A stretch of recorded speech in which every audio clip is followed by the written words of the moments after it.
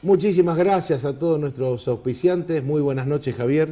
Buenas noches, señores televidentes. Un gusto, Andrés, de nuevo. Sí. Veo que estás recuperado. Estamos de a poquito mejor. Quiero agradecer de paso a todos los que me han mandado mensajitos, pero ya estamos mejor. De a poquito nos vamos recuperando. Un gusto que estemos en el programa juntos de nuevo. Gracias.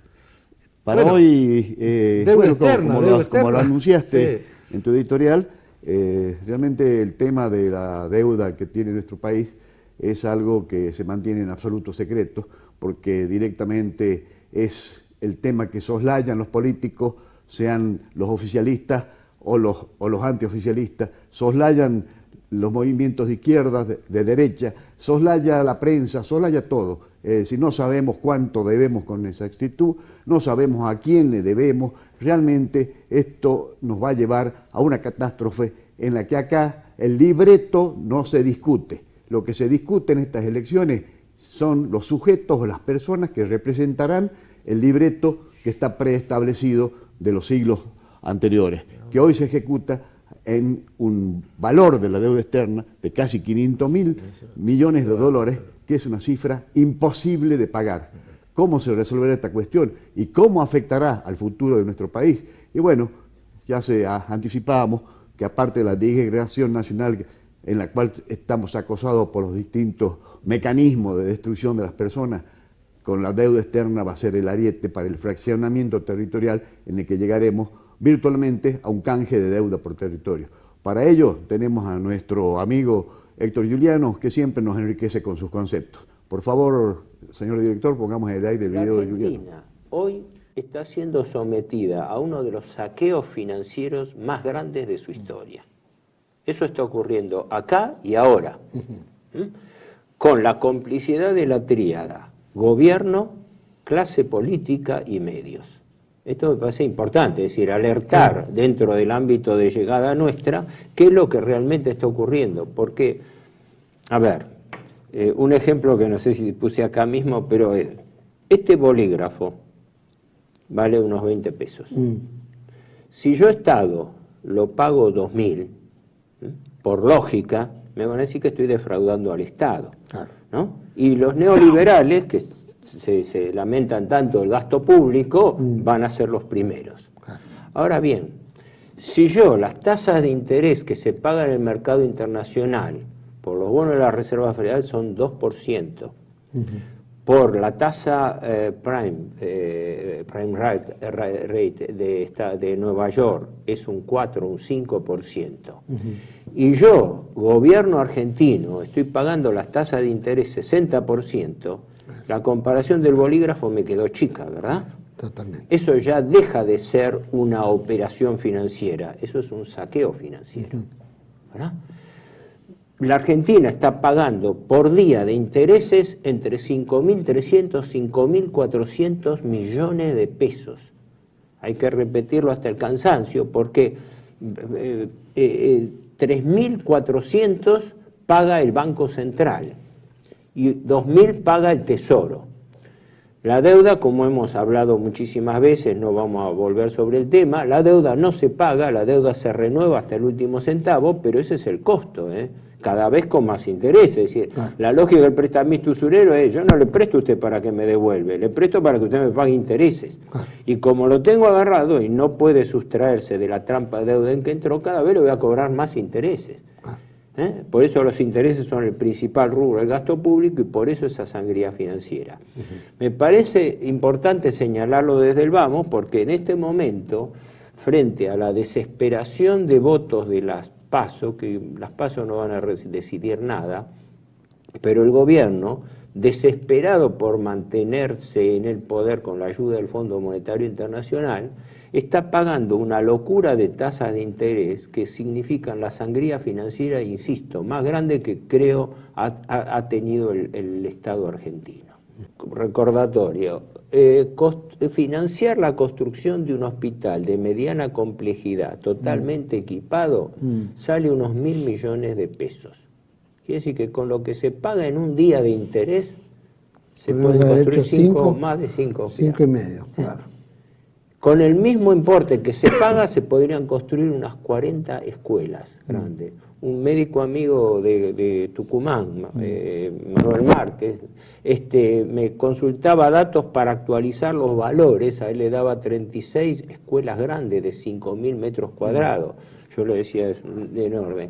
Si esa misma plata, los 5.400 millones de pesos que en un día se gastan de intereses, se aplicaran, daría para construir 40 escuelas. Después no tenemos escuelas, no tenemos hospitales, no tenemos infraestructura, no tenemos... Efectivamente, las políticas tanto de este gobierno como el anterior, la idea es pagar esos intereses afuera y no construir los 4 o 5 hospitales, o más de 5, o más de tantas escuelas, porque tendría toda una sociedad saludable, y lo que necesitan es que la sociedad se reduzca. Probablemente durante varios meses construirían clínicas abortivas, que es lo más probable, y clínicas de la muerte, que también es muy probable que se haga. A eso sí. Bueno, mira, lo que quiero decir es, sí. sin duda, estos números son tan aberrantes que yo me pregunto de dónde salen todos estos números para pagar estos supuestos intereses o renegociación de intereses, porque en algún momento algo hay que pagar, ¿no? Es oportuna tu pregunta. ¿Por qué? Porque, ¿qué pasa con estos intereses? El capital no se paga, pero primero, no todos los intereses se pagan, una gran parte se capitaliza por anatocismo.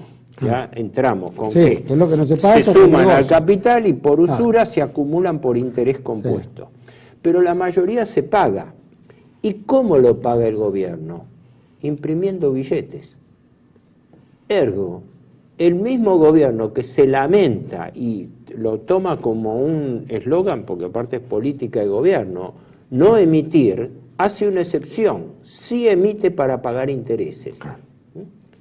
Pero emitir para pagar intereses significa que entre el Banco Central y el Tesoro pagan 1.300.000 millones de pesos por año de intereses. Es decir, las cifras son escalofriantes. Ahora, para eso sí se emite, con la paradoja siguiente, que el gobierno sube la tasa de interés.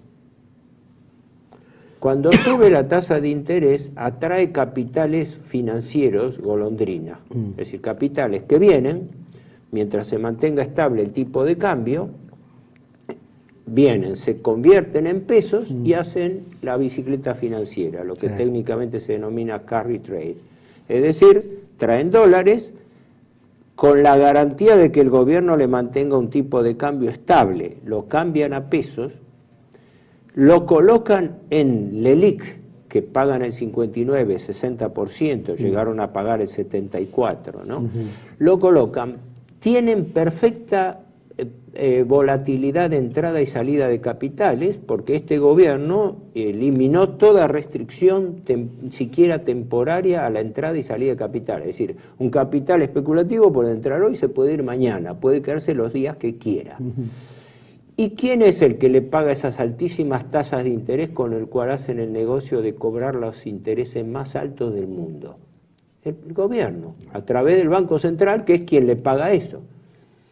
Entonces, los capitales internos y los capitales internacionales que entran no vienen desde ya para ninguna inversión productiva, pero no vienen siquiera para sostener la estabilidad del tipo de cambio, sino vienen para hacer un negocio a costa del Estado. Es decir, no es que lo colocan en la plaza y ganan intereses que paga algún sector privado, no, los paga el Estado. Es decir, es un negocio subsidiado por el Estado. ¿Ah? Porque nosotros nos escandalizamos cuando vemos un Estado prebendario, un empresariado también prebendario, que viene, se beneficia a través de sistemas de soborno, que son la institucionalidad del gasto de infraestructura y obras públicas, pero que por lo menos revierten en obras. Claro. Y ahí es donde viene el famoso ritornello, el empresariado que vive de la teta del Estado, que vive de los subsidios del Estado. Bueno, clarísimo Héctor Giuliano explicando desde hace muchísimos años, no solamente de este gobierno, desde muchísimos años, pagadores seriales de una deuda que nunca se revisó, podríamos recordar el informe de Alejandro Olmos, que está en el juzgado del doctor Ballesteros, cuando decía que parte de la deuda era totalmente espuria.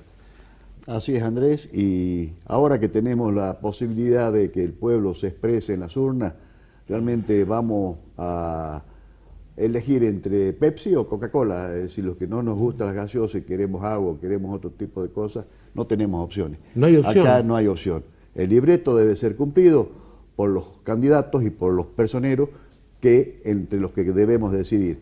Y eso, obviamente, estas PASO está impuesta por el sistema financiero. Las PASO son simplemente una encuesta carísima, obligatoria a nivel nacional, en la que el pueblo se expresará y elegirá, si se quiere, o dará su veredicto sobre determinado candidato. Pero eso va a ocurrir el 11.